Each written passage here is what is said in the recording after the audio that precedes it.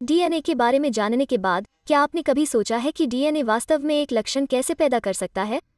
आइए आंखों के रंग की तरह एक उदाहरण लेते हैं। हाँ, आपके डीएनए में आनुवंशिक जानकारी है जो आपकी आंखों के रंग के लिए कोड करती है।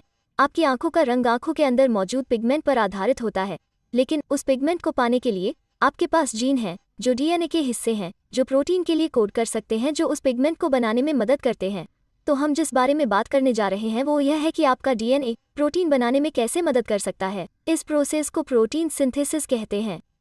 सिंथेसिस का मतलब है कुछ बनाना, इसलिए प्रोटीन सिंथेसिस का मतलब है प्रोटीन बनाना।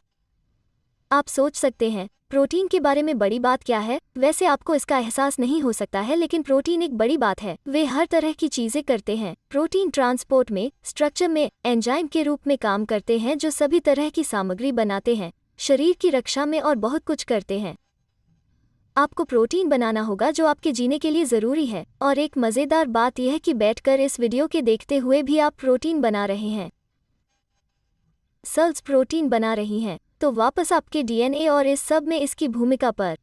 आपकी सभी सेल्स में डीएनए होता है, कुछ अपवाद भी, और वो डीएनए न्यूक्लियस में होता है। कुछ डीएनए नॉन कोडिंग हैं। कुछ डीएनए ऐसे जीन बनाते हैं जो एक्टिवेटेड नहीं होते हैं। जीन रेगुलेशन वाले हमारे वीडियो में इसके बारे में ज़्यादा बताया गया है, लेकिन हम उन जीन के बारे में बात करने जा रहे हैं जो एक्टिव प्रोटीन के लिए कोडिंग कर रहे हैं। तो हम इन जीन से न्यूक्लियस से जानकारी कैसे पाने जा रहे हैं ताकि सेल प्रोटीन बनाना शुरू करे जो उसे बनाना है। आइए हम आपको आरएनए के लाजवाब काम के बारे में बताते हैं। हमारे पास आरएनए की तुलना और अंतर बताने वाला एक वीडियो है। हम यहाँ संक्षेप में बताएंगे कि आरएनए डीएनए की तरह एक न्यूक्लिक एसिड है, लेकिन इसमें कुछ अंतर हैं। प्रोटीन सिंथेसिस में इसकी भूमिका भी बहुत बड़ी है। कृपया हमारे सामान्य डिस्क्लेमर पर ध्यान दें। हम जितना हो सके सही रहते हुए विषयों को आसान बनाते हैं, लेकिन हम आशा करते हैं कि आप बाद में अतिरिक्त जानकारी के लिए इस कॉम्प्लेक्स प्रोसेस का पता लगाना चाहेंगे।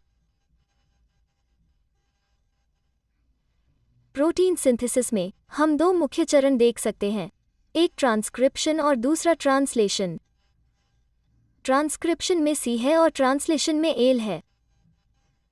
मुझे याद है कि वर्णमाला में सी एल से पहले आता है, जिससे मुझे यह याद रखने में मदद मिलती है कि ट्रांसक्रिप्शन पहले आता है। मुझे निमोनिक्स पसंद है। अब ट्रांसक्रिप्शन तब होता है जब हम डीएनए को एक संदेश में ट्रांसक्राइब कर रहे होते हैं। आपकी सेल्स में डीएनए न्यूक्लियस में होता है, इसलिए हम न्यूक्लियस में ट्रांसक्रिप्शन कर रहे हैं। ट्रांसक्रिप्शन के चरण में आरएनए पॉलीमरेज नाम एक एंजाइम कॉम्प्लीमेंट्री आरएनए बेसेस को डीएनए से जोड़ेगा। ये आरएनए बेस एक बॉन्ड में हैं और एक स्ट्रैंडेड एमआरएनए बनाते हैं। एमआरएनए में एम का मतलब है मैसेंजर। मैसेंजर आरएनए में आरएनए से बना एक संदेश होता है जो डीएनए पर आधारित होता है। हम बताना चाहेंगे कि यह एमआरएनए आमतौर पर तुरंत जाने के लिए तैयार नहीं होता। आमतौर पर एमआरएनए की एडिटिंग होती है। हमारी सलाह है कि आप इस बारे में कुछ पढ़ें, क्योंकि प्रोसेस के सही तरीके से काम करने के लिए यह ज़रूरी है। एमआरएनए के बारे में क्या अच्छा है? वैसे यूकेरियोट्स में आप न्यूक्लियस से बाहर निकलते हैं। एमआरएनए न्यूक्लियस से बाहर साइटोप्लाज्म में जा सकता है, जहां यह एक राइबोसोम से जुड़ने वाला है। राइबोसोम प्रोटीन बनाते हैं। राइबोसोम आरआरएनए से बना होता है और यह याद रखना आसान है क्योंकि आर का मतलब राइबोसोमल आरएनए है। अगले चरण में राइबोसोम हमारा प्रोटीन बनाने जा रहा है, जिसे ट्रांसलेशन कहा जाता है। आपको पता है, ट्रांसलेशन के बारे में आपको बहुत सारे ज़बरदस्त क्लिप और एनिमेशन मिल जाएंगे। हम बुनियादी चीज़ों के बारे में बात करने जा रहे हैं। साइटोप्लाज्म में अगर आप इसे देखें तो आपके पास ये सभी टीआरएनए मॉलिक्यूल उपलब्ध हैं। टीआरएनए ट्रांसफर आरएनए है। वे एक एमिनो एसिड ले जाते हैं। एक प्रोटीन के लिए एक एमिनो एसिड मोनोमर है। यह प्रोटीन के लिए एक बिल्डिंग ब्लॉक है। प्रोटीन बनाने के लिए हमें अमीनो एसिड की ज़रूरत होगी। अगर आपके पास कई अमीनो एसिड एक साथ हैं तो आप प्रोटीन बना सकते हैं। तो यह टीआरएनए है जो इसे बनाने के लिए उन अमीनो एसिड को एक साथ लाने जा रहा है।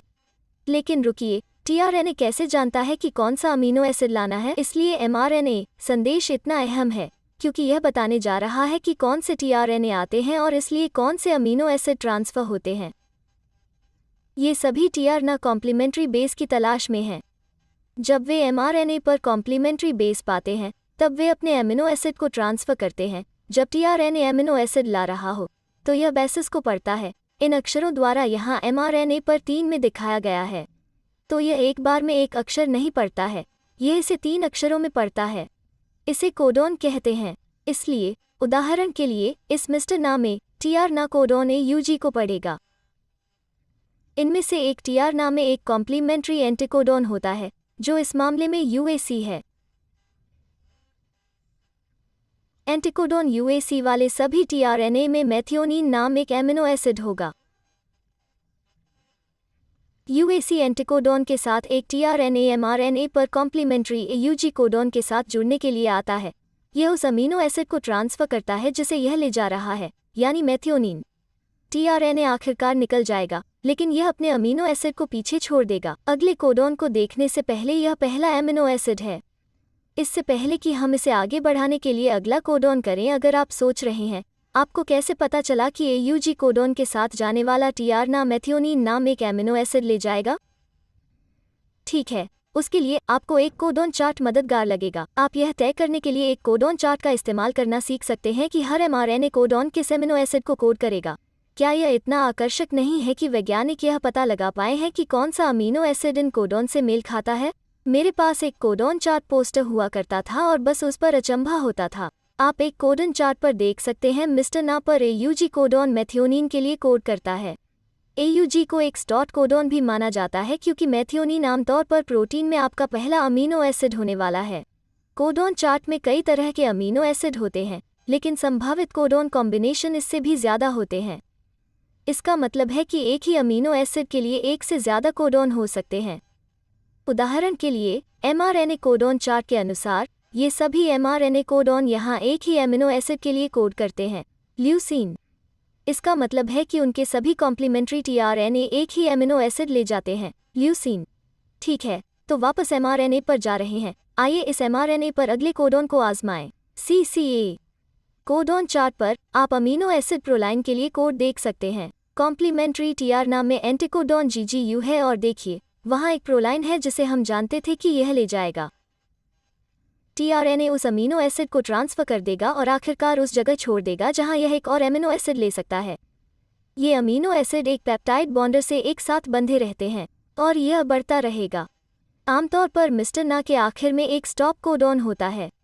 स्टॉप कोडॉन अमीनो एसिड के लिए कोड नहीं करते, लेकिन जब राइबोसोम उस तक पहुँच जाता है तब यह दिखाता है कि प्रोटीन बनाने का काम पूरा हो गया है। तो ट्रांसलेशन का नतीजा यह है कि आपने अमीनो एसिड की एक चेन बनाई जो कि मिस्टर ना के कोडिंग के आधार पर कुछ क्रमों में लाई गई थी। लेकिन याद रखें कि एमआरएनए डीएनए का कॉम्प्लीमेंट्री था, तो डीएनए प्रोटीन बनाए जाने की पूरी प्रोसेस का डायरेक्टर था। निश्चित रूप से यह एमआरएनए, आरआरएनए और टीआरएनए की खास मदद के बिना ऐसा नहीं कर सकता था। प्रोटीन फोल्डिंग और मॉडिफिकेशन हो सकता है और प्रोटीन को ले जाने की ज़रूरत हो सकती है। यह सब प्रोटीन के स्ट्रक्चर और फंक्शन के आधार पर अलग अलग हो सकता है। अमीबा सिस्टर्स वीडियो के लिए एक और आकर्षक विषय। अमीबा सिस्टर्स के लिए बस इतना ही और आपको याद दिलाते चले कि आपको यूं ही जिज्ञासु बने रहना चाहिए।